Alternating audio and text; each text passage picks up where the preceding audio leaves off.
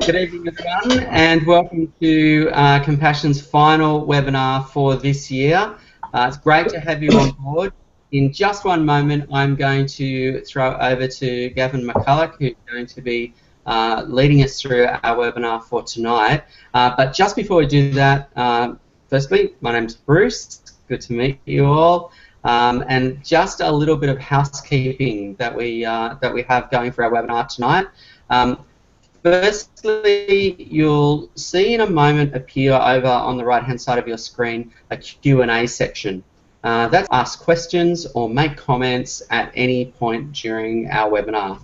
And we'd love that feedback. We'd love to hear from you, love to know that you're watching, and if you have questions, we'd love to, at different points during the night, be able to answer those questions. If you were on Facebook this afternoon, you would have seen that I posted, when I was posting a reminder for you, that we're actually going to be having a gift available for tonight for people who actually make a comment. And that gift is, I'm just going to profile it, this book, When Helping Hurts. We've got 2 copies of When Helping Hurts. We're just going to put the names of anyone who makes a comment tonight into a draw out 2 people, and those 2 people will be posting you off that book. Let me highly recommend that to you. That is fantastic.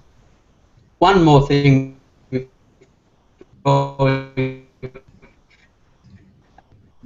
actually kick off. If you've started watching this webinar after the scheduled time I'm going to be watching a delayed telecast, and so if you do Q&A, we may not get to your question unless you've just kind of logged in just a couple of minutes after we start, but please feel free to still put a comment in at any point as we go. So welcome, it's great to have you, and I'm going to pass straight over to Gavin, who's located in our Newcastle head office. Thanks, Gav. Thanks, Bruce, and thanks everyone for joining us this evening. Feel free to use your chatter feed, as Bruce said.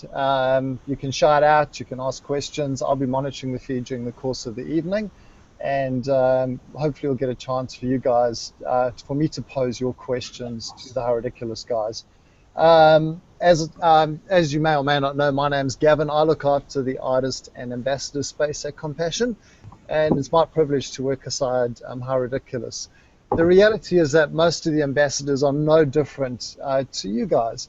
Probably the major difference is that they just happen to have a bigger YouTube following and social media following than probably all of us put together.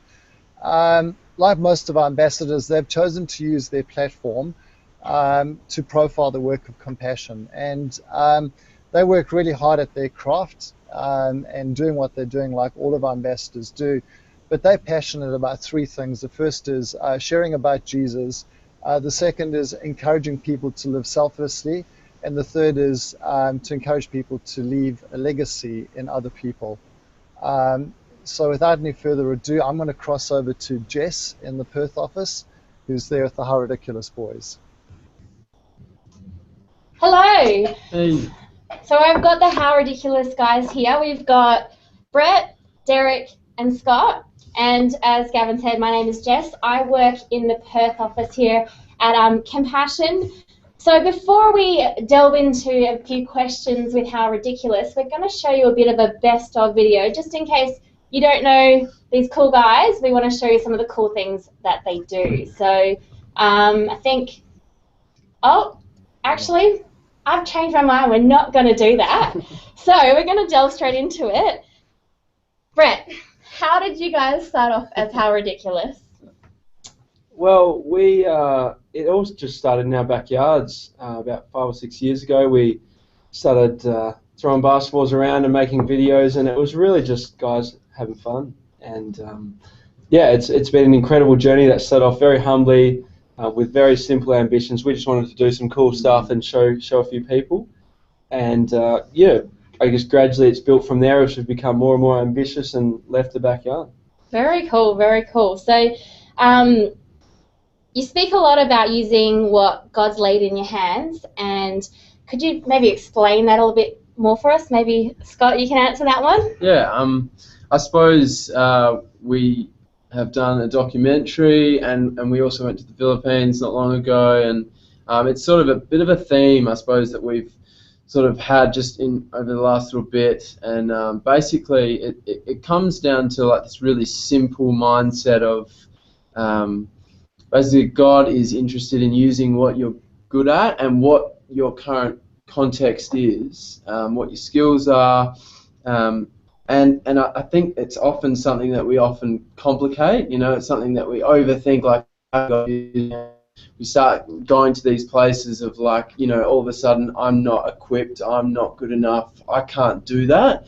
But I think one thing we've realised is yes, we do fortunately have quite a good sized platform on YouTube. We've got a great friendship, we've got a great group, we are good at sport, and obviously we can work with compassion.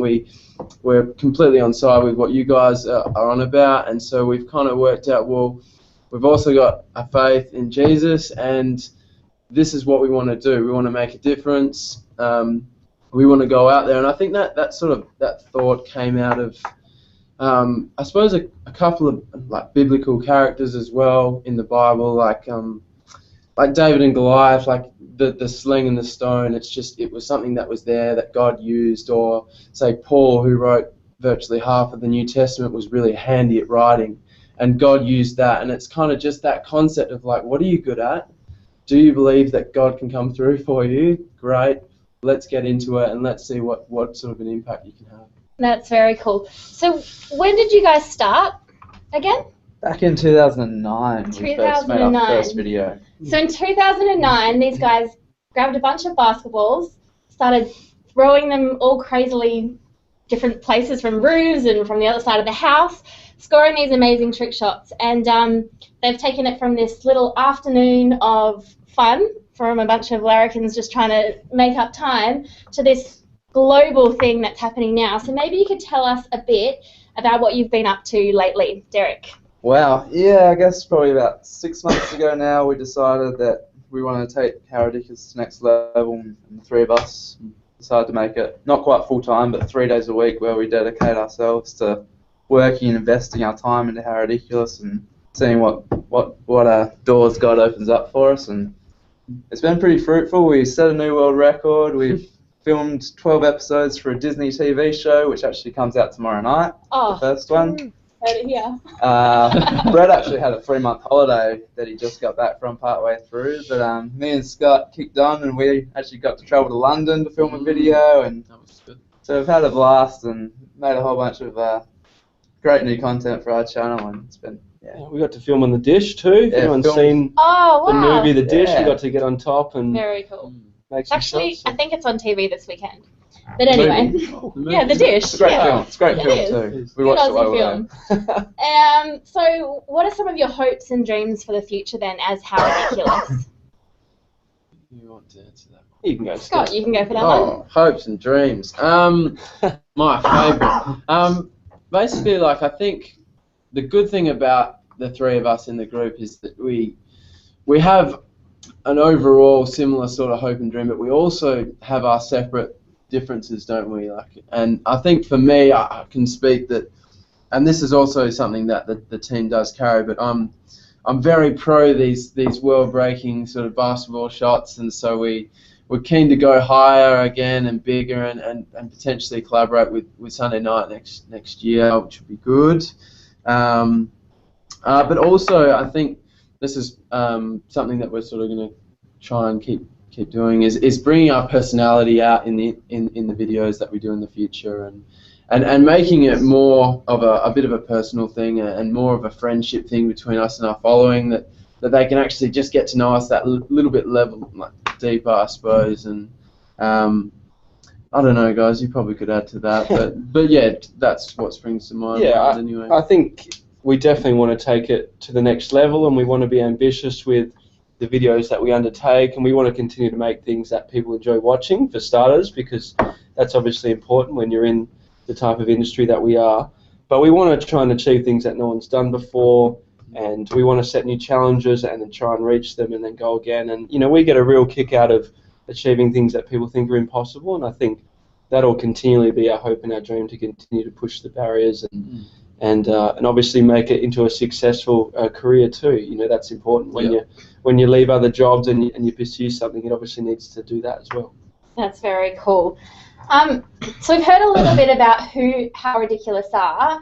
Do we have any questions maybe from the audience about How Ridiculous before we delve into how Ridiculous and Compassion work together?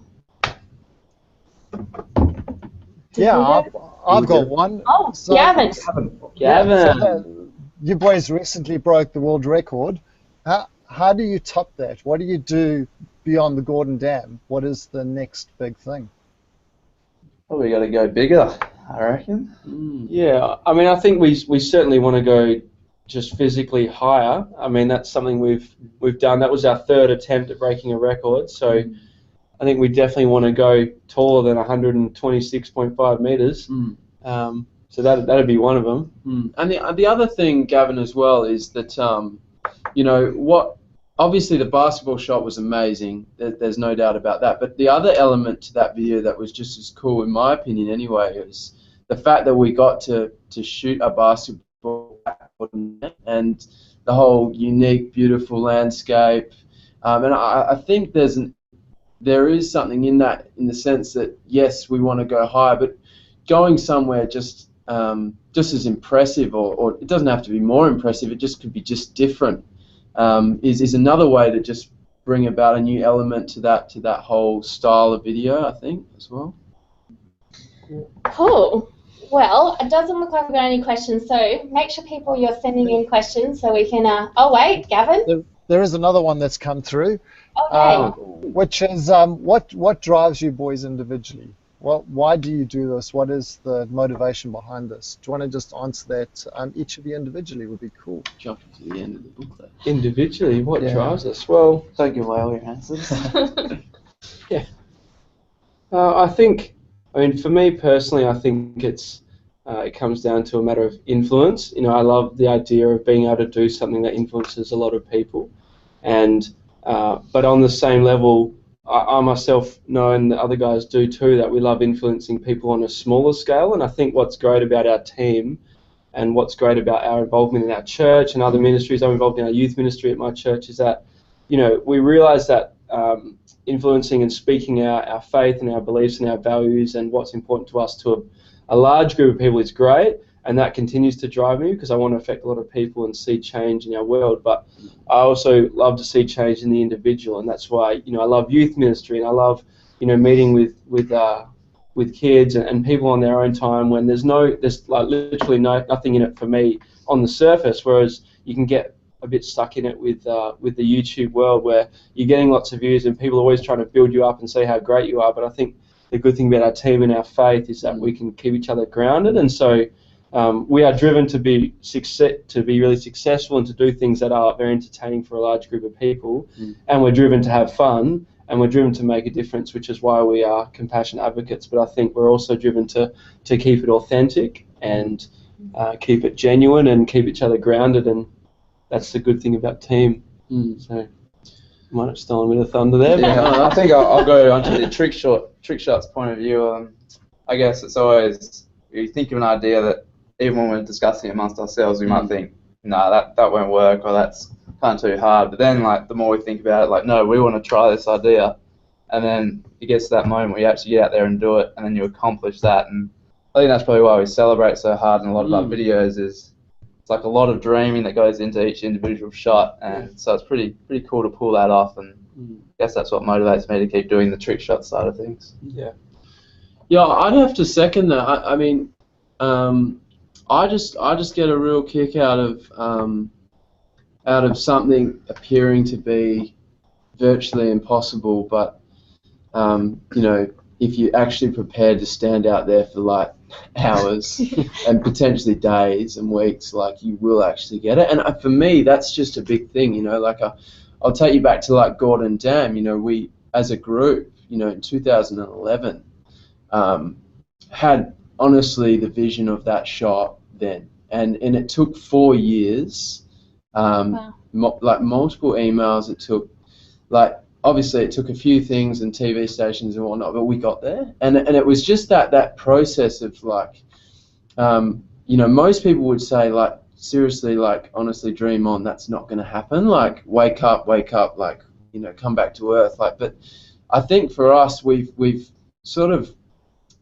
out that if you are actually prepared to work, and if you're prepared to persist, it's honestly within reason. It's possible. And I mean, I think that's a real buzz for me, is being able to do, and that I think we all carry that. And you know, the truth is, like, and just other things as well, like making it viable for us as a career, you know, has taken 5 years, and we're sort of just getting off the ground at the moment, and it's just another thing that's been in the way of us moving forward. But we do believe we can get there, and then there's just other areas as well of growth. You know, you could put it into everything, and like what Brett talked about our influence and our involvement with compassion, and what things can we overcome there. And so it's almost like it's a big hurdle game. You know, we're just trying to get over and get past things, and the challenges and the thrill of actually looking back and going, you know what, we actually got that basketball shot in at Gordon Dam. You know, it's a real special thing for us as a group. That's very cool. I'm very inspired. I hear that sorry, that sounded ungenuine, but I really am. That's great. I really do. Wow. Before your trick, Gav, why don't we ask the boys some more questions, maybe? Okay, and then can we throw back to my trick? I've got like a lolly jar and some lollies, and I was going to see if I could throw a lolly into the lolly jar. Oh, look like, out. It's not quite how ridiculous, but like I reckon it's up there. Definitely ridiculous. Probably more how stupid. Cool. Well, so we've got How Ridiculous here because they've chosen to partner with Compassion along this journey, and they actually chose Compassion very early on. So, Brett, do you want to maybe talk to us a little bit about why you chose Compassion when you were just starting out? Yeah, so when we did our first video, we actually had someone contact us and say they wanted to support us, maybe with some money, and it was just a backyard video, so we weren't looking to get anything. And I think we decided, very early on, let's actually use this for the benefit of others. I guess we didn't think it would get this big. I don't really know what we were thinking, but we thought, why not? What's stopping us partnering with someone and actually bringing about some form of change? Maybe if it's a very small amount, but it's better than nothing. And I had a sponsored child with Compassion at the time, and my family had one growing up, and our church at Live Streams is really passionate about compassion, and we always hear about it. I think Scott had a sponsored child at the time as well, and I just thought, wouldn't it be great if people could watch our videos and sponsor a child? Wouldn't that be incredible that we could do these random fun things that people can enjoy it, and then maybe it could bring about some form of change in someone's life who lives on the other side of the world. So I guess that's how it got started, and it was just really out of a heart to make a difference and just to make the most of an opportunity. And I think we've really ran with that over the years, and it's kept us going, particularly in a lot of the early years when that was the biggest thing we were really hoping, is that people would see it and people would do something with Compassion as a result, and probably helped us get some attention from the news and different media outlets, because they saw these guys mucking around, but they also saw there was a bit of depth to it. And I think God really probably used that in a lot of ways to get us off the ground and to keep us going, and here we are still supporting Compassion now. Yeah, that's cool, and I love that. Some people, they wait till they get lots of fame to pull in the charity and make themselves look good, but you guys really have it at the core of who you are, is wanting to make a difference, and it's great that we can partner together and see children released from poverty in Jesus' name. Absolutely. Anyway, so we don't have the video to show you, but what we might do is we might pop the link up somewhere so you guys can watch it after and see, but we have a video of your trip to the Philippines, so we can't, unfortunately we can't play it right now, but we'll give you the link and you guys can go and watch it after. But I want to ask you a bit, what was the trip like? Maybe you can answer that one, Scott. What was the trip like? I suppose. Yeah, sorry. No, that's all right. The trip was to a third world country. I'd never met my sponsor child, so there was many new experiences for me. But basically, I think the thing that basically hit me a lot was that just the church and its importance in a community, and how Compassion uses the local church to make the difference. Which for me, I don't know, I didn't quite understand probably the Compassion model super well, and so it was really good to see that, because the kids genuinely look forward to going to church. And I know that sounds bad, because we all should, but like it was genuinely like the best part of their week. Like it was like, we're going to church, it's going to be great, and that's obviously every day, and it's where they obviously get food and other things as well. But I think it was just such a good community that I noticed in the local areas anyway, and yeah, I suppose that was the thing that hit me. And sort of go, when you come back home, of course, you do the big comparison, and you just think, wow, that there is elements in sort of the first world where we sort of lack that, because there is so much at home, there is so much comfort outside of the church, and it's not necessarily, it's not always a place where we depend on, and the community is not always that, something that we depend on. So for me, that was just the thing that hit me, but I'm sure it'd be different for everyone. Cool. So, Derek, maybe you can tell us a bit about what challenged you while you were in the Philippines. I think definitely the biggest challenge was the home visit with my sponsored child, Jefferson. Just walking into the home and kind of seeing what the family prepared for my visit, and like I was kind of blown away by, they cleared everything out, made a big sign, and I think they even put up a couple photos of everything. It was really cool, and just they may have spelled my name wrong, but it was still really special. It was a moment I'll never forget, and like I don't usually get emotional, but like I got pretty emotional in there, and like I asked Jefferson where he slept, and he points to the floor, and that just, it hit me. I was like, wow, like I've never slept on the floor probably in my life, like, and that's just where he sleeps every night, and yeah, that was pretty incredible. The whole trip in general, like I suppose we had challenges in the weather. We were there for the Typhoon Hagaput, which was actually a real blessing for Brett and I, in the sense that we actually got some more time with our sponsor kids, who are actually friends, which is funny enough. So they actually rocked up at a hotel the next day when we were waiting out the storm because we couldn't leave, and so we got to hang out with them and take him to the movies and just hang out, and he really opened up as well and was more confident. Like at the home visit, he didn't say a lot, and so it was cool just to be able to hang out and kind of hear a bit about his hopes and goals, and hearing that he wanted to become like a police officer or someone in the army later down the track, and seeing that the hope that he had through Compassion was really special. That's very cool. Very, very cool. So, Brett, maybe you can tell us a bit about how this trip and this experience in the Philippines has changed you. Ooh, changed me. Hitting hard. Yeah. I was this, now that. No, I think it was, it's an interesting thing going on a trip like this, because you obviously carry some sort of expectation of what it could be like, and you see videos, you see Compassion videos on YouTube or on Facebook, and you see different people's experience, and you sort of wonder what yours will be like, and it's not about you, it's more about them, and just being an encouragement, being a source of hope, and meeting them in person is powerful. So I sort of wasn't sure how it was going to go, because all I'd done was write letters before, but I think really I was so impacted by the importance of the relationship between myself and my sponsored child, Leandro, and I was fortunate out of the group. I'd been sponsoring my child the longest, so I'd been sponsoring Leandro since 2007, so it was about 8 or 9 years, and so he had quite a a library of letters that when I went in the house, he brought them all out, and if you see the video, you'll see him bring out the letters, and sort of that moment was really special.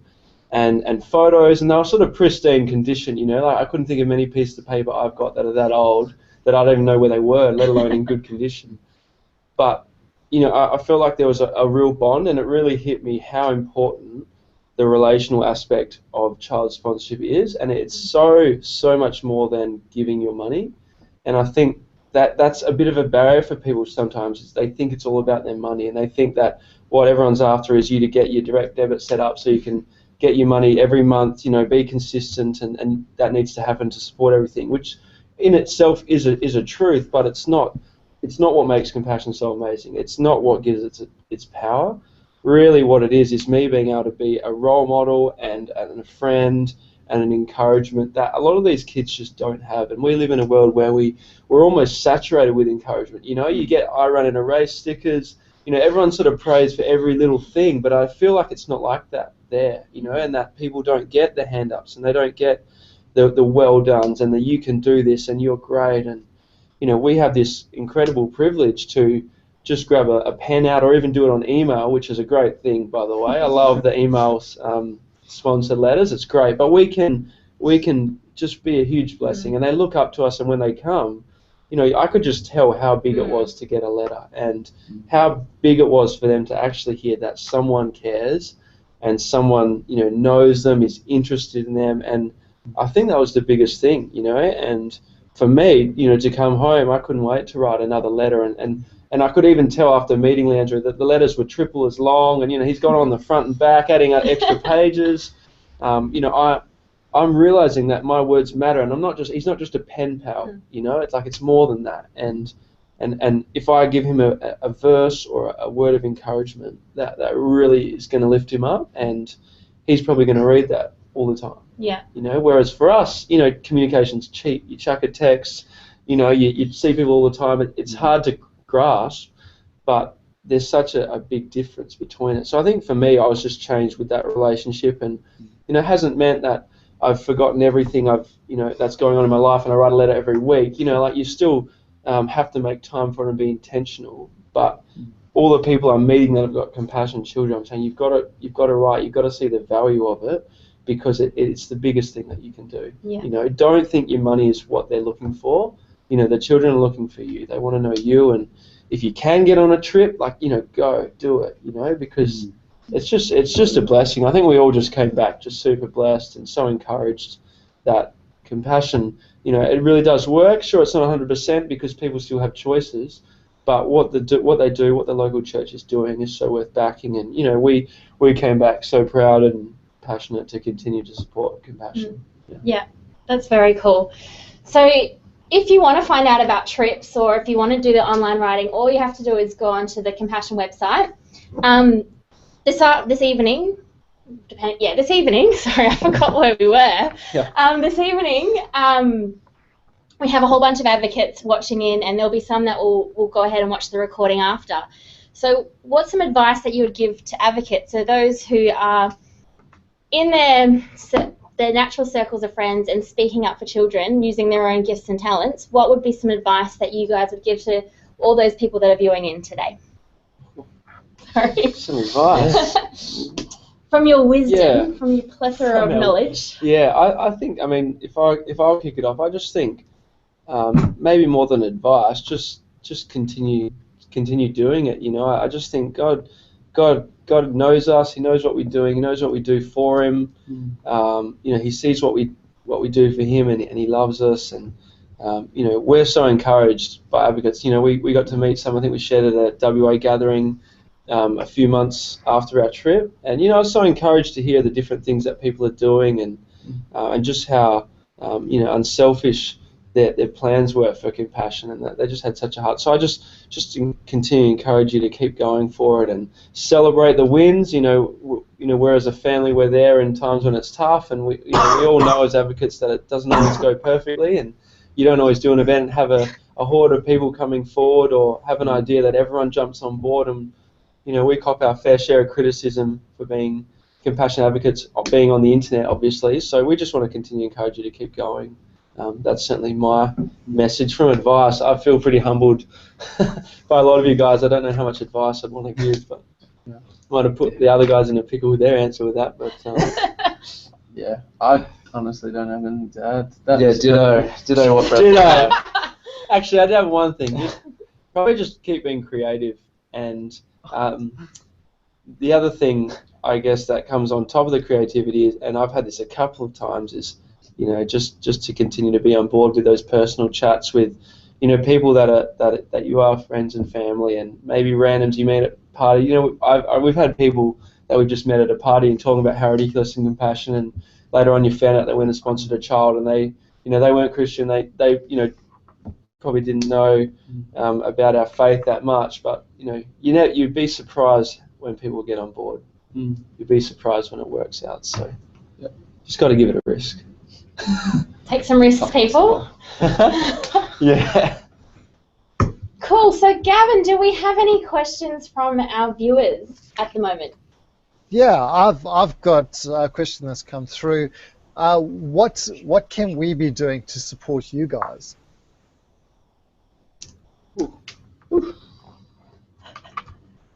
Well, make sure you watch the video. Yeah, like, comment, and subscribe. No, just your support and encouragement's enough, I think. Yeah, definitely. I think we just want you to use our videos too. You know, like they're a resource to be used. We don't make them just so that we can watch them. You know, we hope that other people want to watch them. So, you know, it is actually a creative and cool way to get the conversation of compassion up there because, you know, be real sneaky and share the videos with people and then actually, have you heard about why they do it? And, you know, it can be a good little introduction. But, yeah, that's probably a big part of it. It's funny, me and Brett's mums are both primary school teachers, and I think every video that we put out, they just about play to their entire school. So if you're a teacher out there, you know, you can spread the word. Yeah, we're making a library of cool content that links to compassion. It's family friendly. Use it, and yeah, messages of encouragement are always good. We every now and then we get a couple come through from people that are just really encouraged by what we're doing, and yeah, that's great. And if there's people that want us to come visit a school or, you know, churches, we're always happy to hear those requests, and if we can do them, we're always happy to. If people wanted you to go to their schools or their churches or colleges or wherever, how would they go about doing that? What avenues would they go through to get hold of you? They just message you on Facebook or contact Jess or myself, or what is the process? Yeah, well, I mean, probably any of them will work. The good thing about being in our industry is we're pretty attentive to what comes in. But yeah, we've got a brand new website, so people can get on there. There's an email us button. That's obviously the most direct. You know, if they're in Perth, then you're obviously a greater chance of us coming because we don't drop by Melbourne or Sydney every day or wherever anyone lives. But we're also, you know, we do occasionally do trips, and if we can work it around visits, we will. So, yeah, our website's the easiest way. And then the final one is, if we reckon we've got some skills, are you looking at expanding the group to maybe a fourth or a fifth? Like the Wiggles, is there maybe room for a female how ridiculousness? Jess, are you putting up your hand? Unfortunately, I'm not that skilled. Well, I mean, Gavin, I think you probably crafted this question as a segue to want to try and do your trick. Is that true? I don't know. Oh, totally. Yeah. Do you want to see my trick? Audition. Okay, yeah, I mean, people can audition and see how they go. Oh, this is the trick. His audition. His how ridiculous audition. Okay. Ready? Oh, I missed.